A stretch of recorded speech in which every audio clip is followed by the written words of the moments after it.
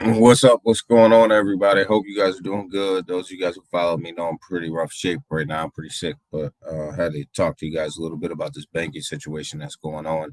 Um, so I want to talk to you guys about why the banking system and the cryptocurrency exchange system are doing the same thing, and the government is sitting here criticizing all of these cryptocurrency exchanges at the same time bailing out these banks. um, Silvergate, Silicon Valley, they basically did the same thing as FTX did, and they got a bailout. And this banking system is a little messed up in the United States. Your money's not backed 1 to 1, and what these guys do is they take your deposits and they leverage your money, and they leverage your money out to make the bank more money, right? Why is that any different than what FTX had going on? Why is that any different than what BlockFi had going on? Why is that any different than what these other people had going on with these cryptocurrency exchanges? It's really not. They're really doing the exact same thing. The problem is um, that the cryptocurrency exchanges obviously are not backed by FDIC insurance, but um, at the end of the day, they're still doing the same thing. So what what the government did too is they bailed out 100% of signature depositors and also of Silicon Valley depositors.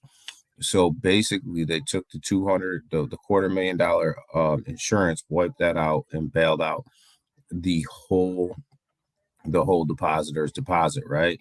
Well, in Silicon Valley, Circle had like $3 trillion in there, right?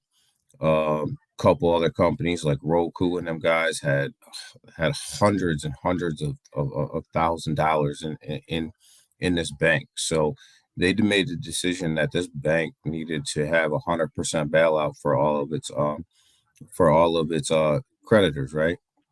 And depositors. I'm sorry. So, this is completely messed up, right?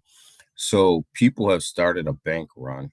They move their money. They're moving their money out of these local credit unions, these local banks, putting them in big banks because, according to the government, the big banks are too big to fail. So they're just going to bail them out.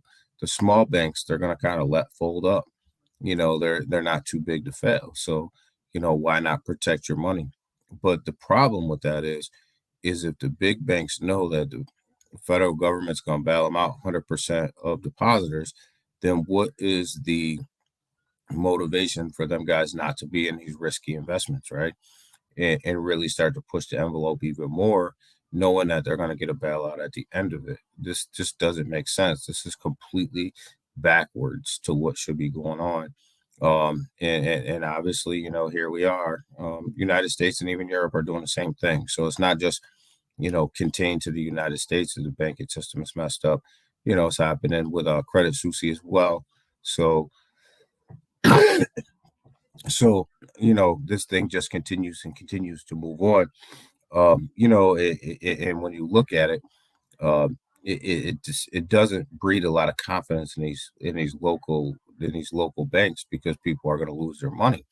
But if you want to follow what the big money's doing, the real money's doing, they're moving all their money out of even the big banks, and they're moving it to their mutual funds. Why?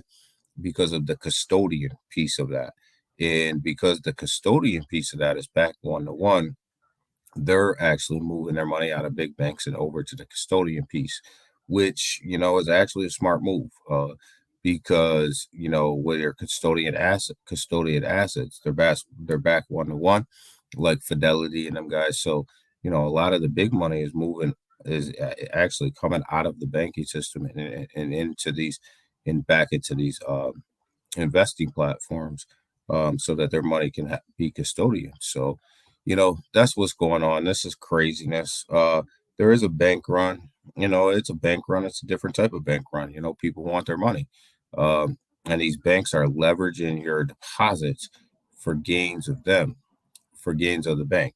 It's no different than a centralized exchange leveraging your deposits to better the centralized exchange and make them more money. So you make your deposit, they go out, they leverage it. They're hoping to God that everybody doesn't want to make withdrawals at the same time, so that they're able to sell the assets they need when people need to make withdrawals, and hopefully not go under. But when there's a run, either a cryptocurrency run on an exchange or a bank run, they have to sell these assets usually at a loss, which puts that bank in a negative situation. So, that's exactly what happened with Silicon Valley. They bought a whole bunch of bonds at a 1% fixed rate. These people wanted their money. They had to sell these bonds at an extremely, extremely discount, and they ended up, trillions of dollars in the hole. And when that bill came due, they couldn't pay it. So, that's no different than, FTX and what he did. He leveraged your money. And when there was a run on FTX and everybody wanted their deposits, he didn't have the money to give. So, this is some shady stuff, man. This whole banking system is shady. And the fact that, people are just standing by and allowing this stuff to continue and this banking system to run this way, it's crazy to me. And I've said this plenty of times on here. I'll stand by it. The first either centralized exchange or wallet that's able to onboard and offboard, you know, uh, your money, um, as far as direct deposits and all that, and you're actually able to decentralize your money and onboard it and offboard it, they're going to be the winners. They're going to be the winners. They're going to change the game, and the first one to do it, they're going to set precedent, and it's going to be amazing, and they're going to probably be, one of the top 3 or 4 cryptocurrency projects ever.